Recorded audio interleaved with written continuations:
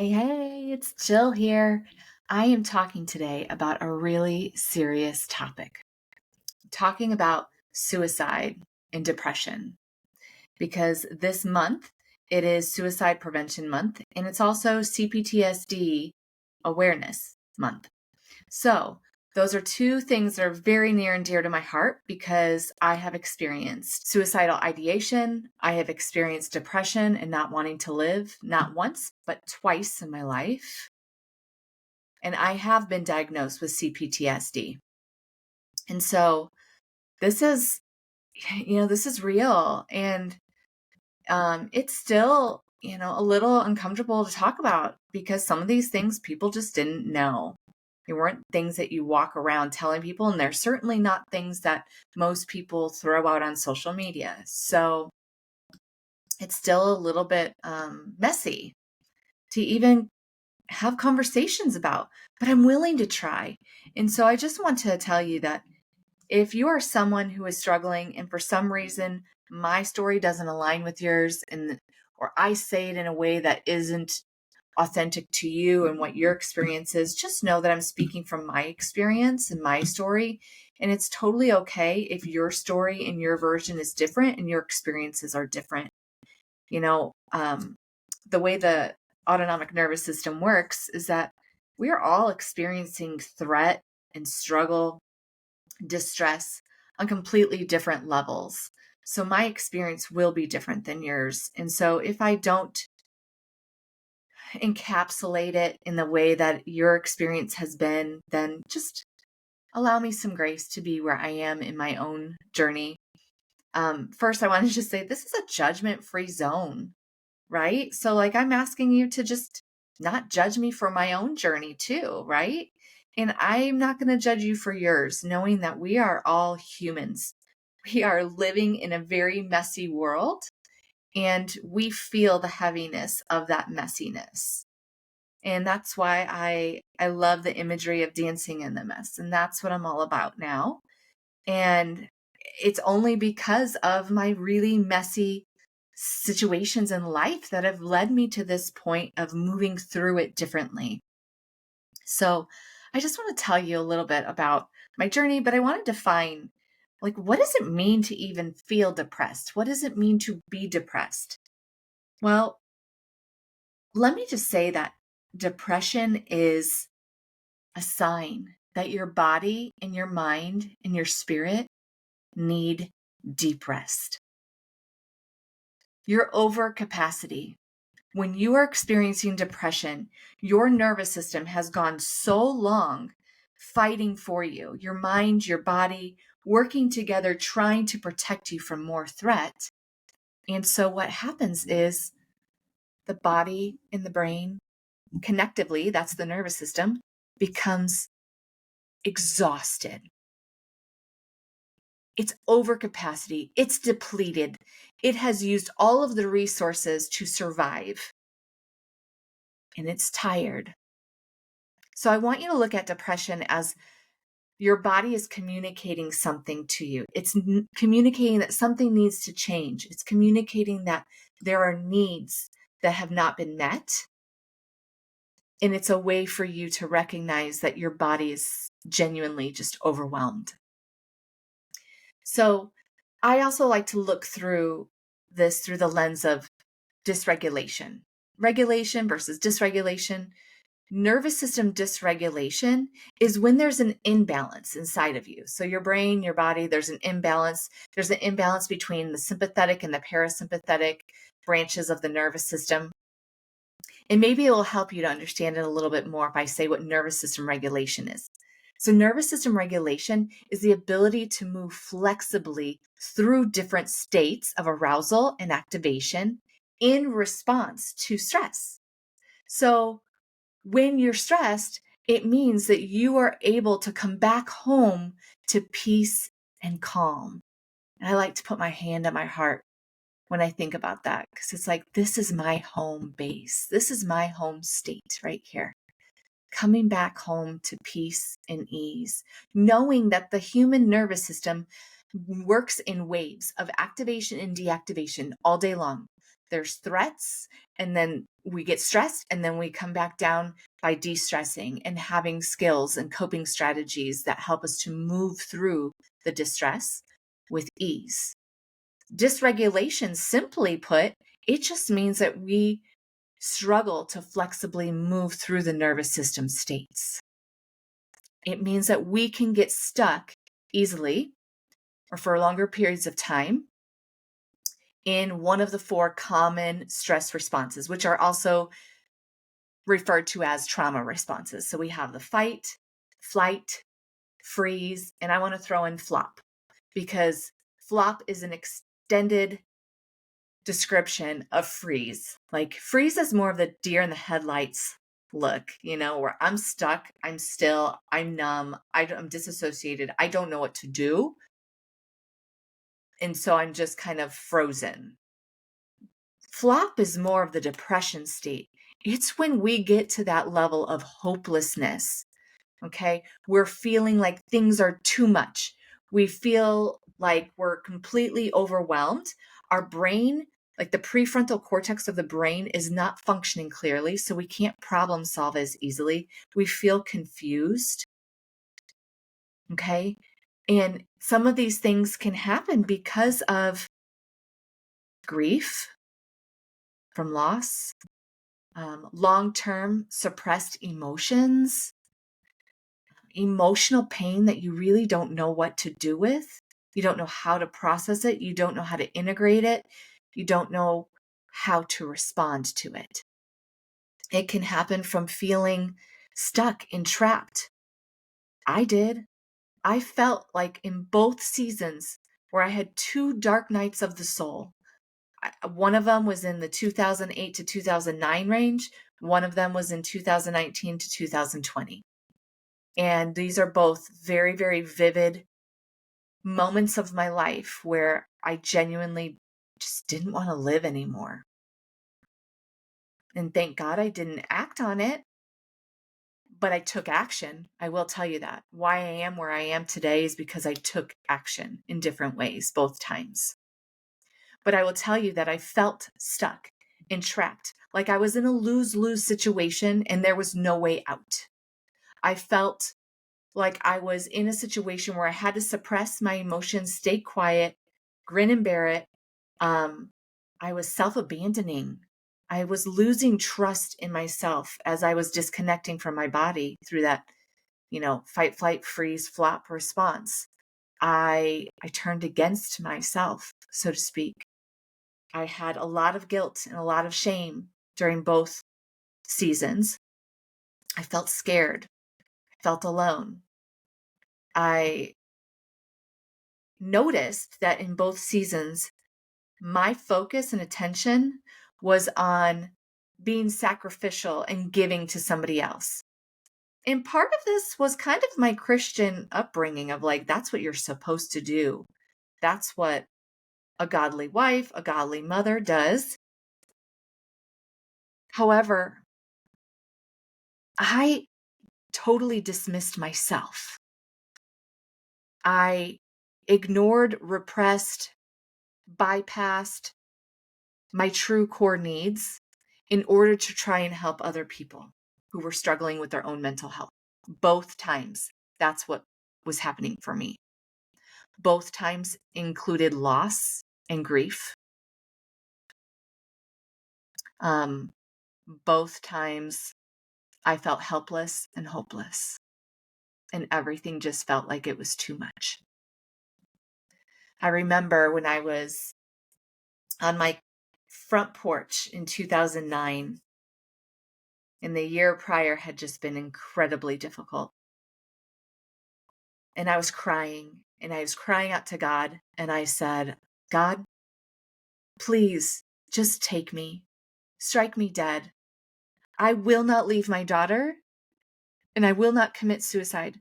But for whatever reason, in that moment of deep, deep pain and just crying and crying and crying, I had a vision that popped up in my mind. It was an actual thought and way of how I would do it. And I wasn't looking to. I wasn't asking to do that. I wasn't trying to find a way. But I had this knowing of suddenly how I would do it if I did. And let me tell you, if you've ever been there, you know how scary that is. Because now you have a neural pathway of a visual, and that's strong. I use visualization as a technique to help women recover from trauma and to help their mind and body rewire for peace and ease. I use it in a positive way now, but I know that once you have these powerful neural connections in your brain, they can come back up again. And so back in 2019, going into 2020 is when I had my second wave of extreme depression. Let me just first say that first time in 2009, I started antidepressants after that. That was my action step. I moved towards antidepressants because it scared me. And I knew that the situation I was dealing with was going to be hard and heavy chronically. And so I did that. I took that step of action, and I'm proud of that. And then when I went into 2019 and 2020, the particular distress that I was experiencing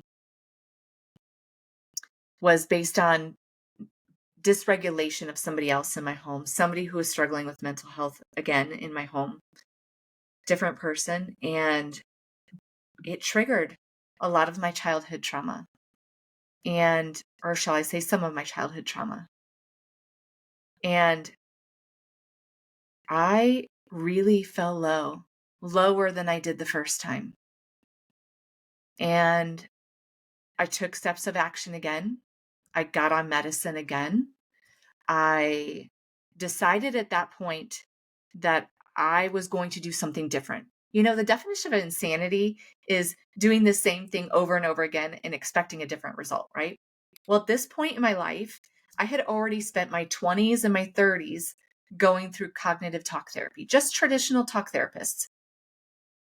And it just wasn't enough for me. Was it helpful at times? Yes. Was it unhelpful at times? Also, yes. There were times where I finally would get to the root of what was happening inside of me, and the time slot ended, and I felt ickier than when I went in. I felt like I was sitting in the mess, and it smelled, and it was disgusting, and I didn't know what to do with it. So what did it do? It made me feel worse about myself. So I don't operate that way as a coach now, knowing that those experiences, I always leave a window of time frame after the 60-minute mark, because I never want somebody to leave feeling stuck in that mess. I want there to be a cushion, a wiggle room measure of time, because I know what it feels like to just finally open up something and then feel like I don't know what to do with it, and now it feels heavier. I just opened it all up. Everything I've been suppressing, I just let it on the table, and now I don't know what to do with it. And I will also say that during that season of time in 2020, I went to doctors and I got diagnosed with CPTSD. And let's just talk about what the difference is here.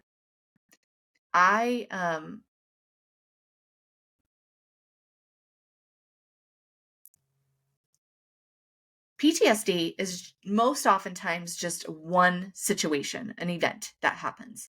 CPTSD is a complex version of it. It means either something's happening chronically for a long period of time, or there's repetitive things that happen that stack. Or like in my case, a situation that was occurring was triggering some of the emotional pain from my past as well. So I wasn't just experiencing and feeling the pain of that one event. I was feeling it for multiple events. And that's what made it more complex. So instead of going back to talk therapy, for me, I chose to hire a trauma coach. And I said, I'm willing to try something completely different. I just don't want to keep coming back at it from just a cognitive stance, because my brain, I was just going in circles all the time. I felt like I would get maybe little bits of relief here and there, but I couldn't think my way back to peace. I just couldn't. And maybe because I've had so many stacked traumatic things that have happened, I know it works for some people, but my nervous system has been sensitive my entire life.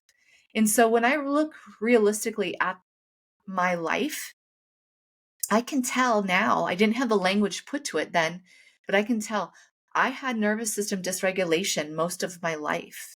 I felt very emotional. I felt like I had to suppress things. I was told to suppress things. I was told to go into the bathroom, deal with my emotions, and come out when I'm done. And nobody guided me or showed me or taught me skills and resources how to do that. And I think I'm not the only one.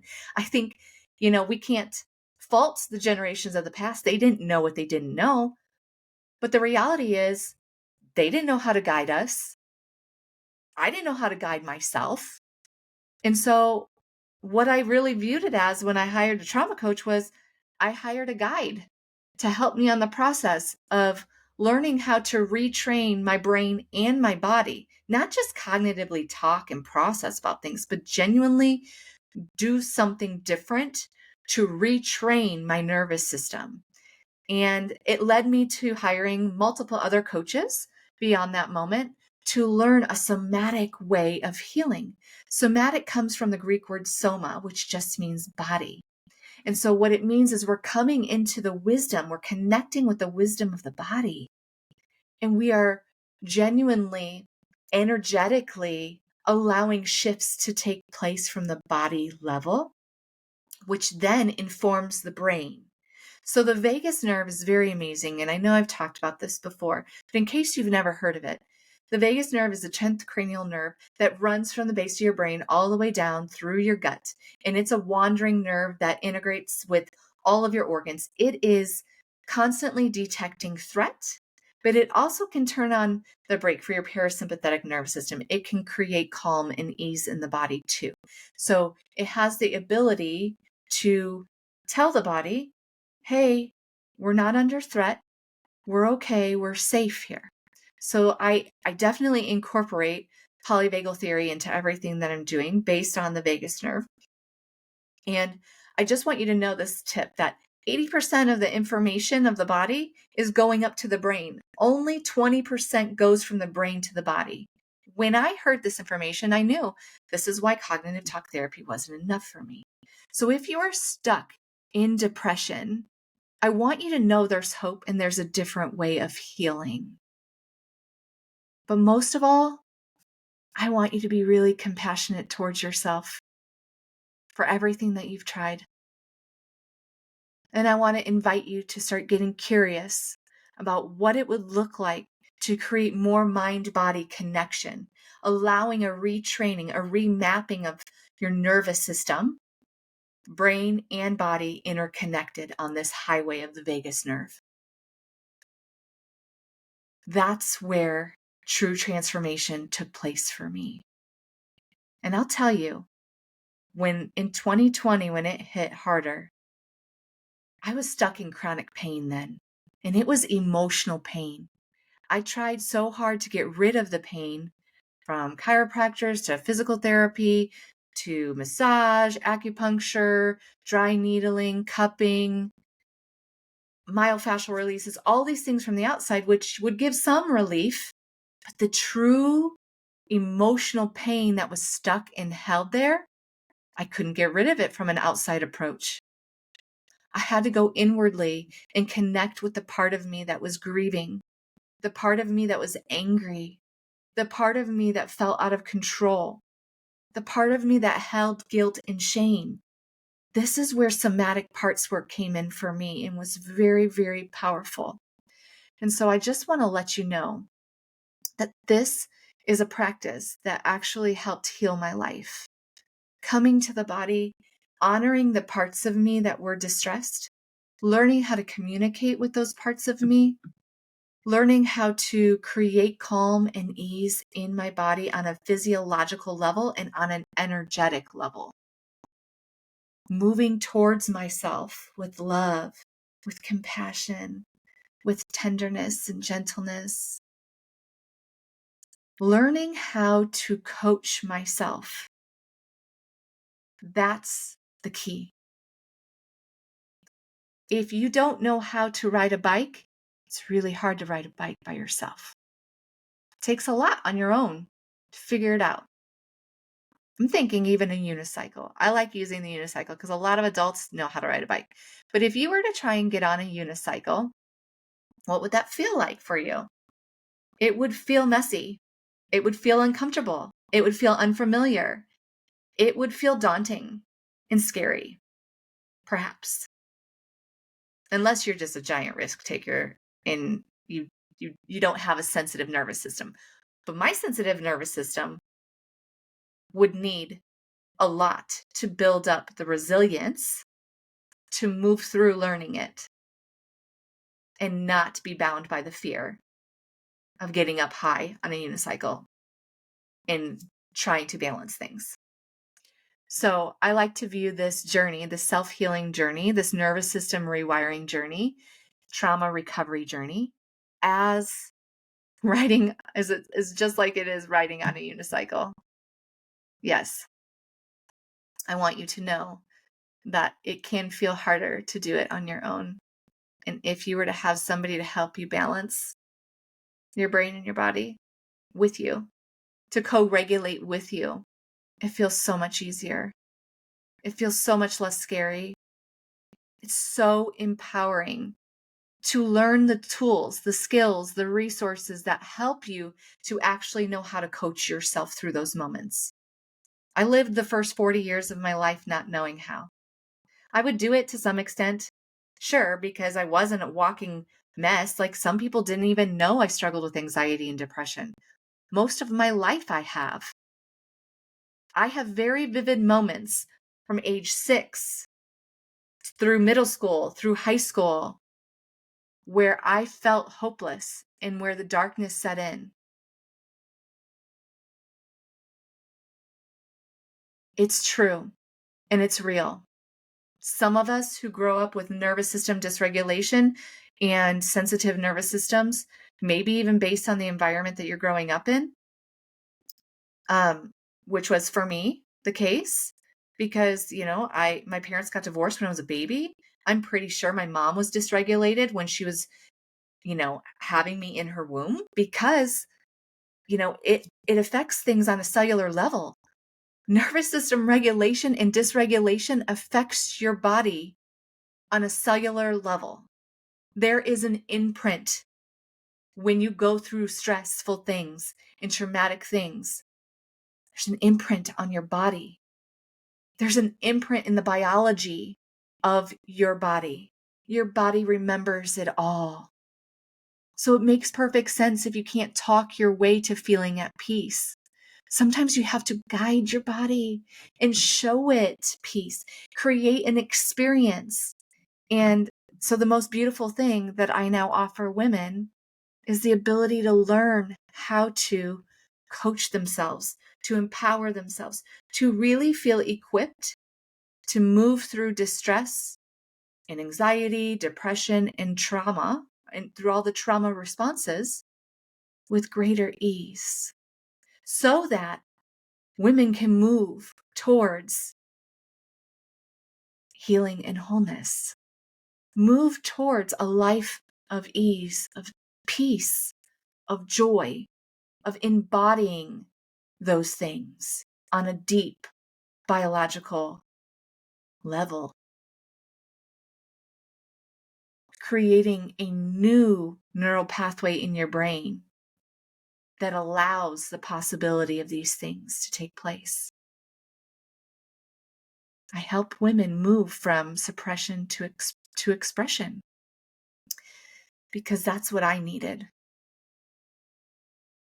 I needed to learn how to not only express it verbally, which I was already doing, but to express it from the body so it doesn't stay stuck inside anymore. to genuinely meet myself on a body level and release what was stuck and trapped inside, the energy that was stuck and trapped, the emotion, the cellular imprint of trauma on my body. And I want that for you.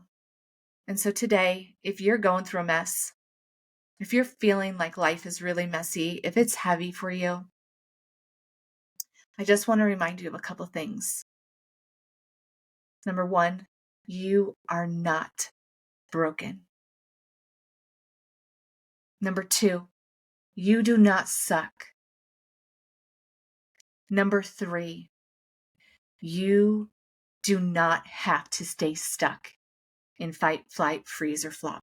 You do not have to stay stuck in anxiety and depression. It does not have to define you. I don't care how many diagnoses you've been given. I don't care what the stamp is.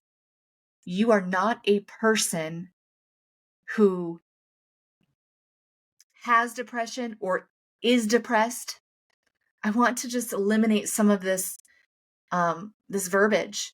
Like, I have depression. I am depressed. I am anxious. That doesn't help us. I want you to learn and to know. Number 4, you just feeling that way. You're struggling with it. Your body is experiencing a form of it, a form of anxiety, a form of depression. It's experiencing it to a degree. It's not the wholeness of who you are. It is just a part of you. And so I want you to know that truth, because I find hope in that truth, that even if you do struggle with depression, it's not who you are. It doesn't have to define you anymore. It's not the end of your story, friend. It's not. And I want you to know there's hope.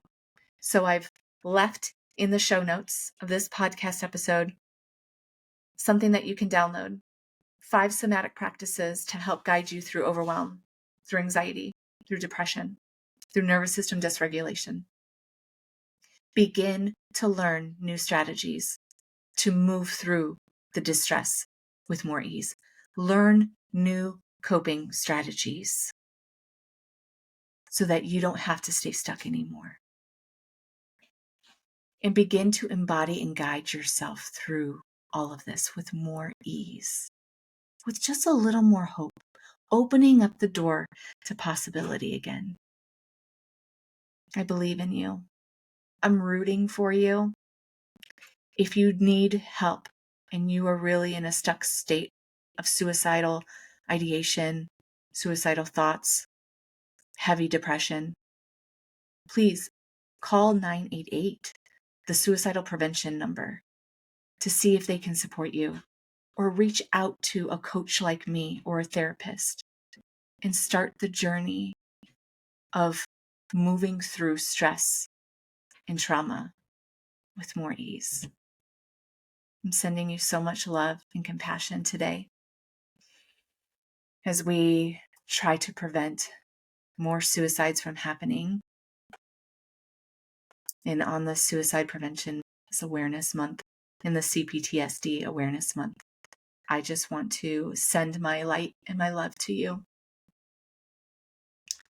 If you are somebody who has suffered from any of these things, if you are somebody who resonates with this podcast episode, I just want you to know that you're not alone and there's hope. And I love you. If nobody's told you that today, you are loved. You are needed. You were created by a creator on purpose, with purpose, and for a purpose. And it's time to start rediscovering that purpose. This right here is my purpose. This is what helped me to get out of my black hole in 2020, is to start moving towards using the darkness for good, allowing more light into the darkness, allowing the beautiful lotus flower bloom to come from the dark, muddy, muddy mess. And this is your invitation from me to you today, friend. Be well.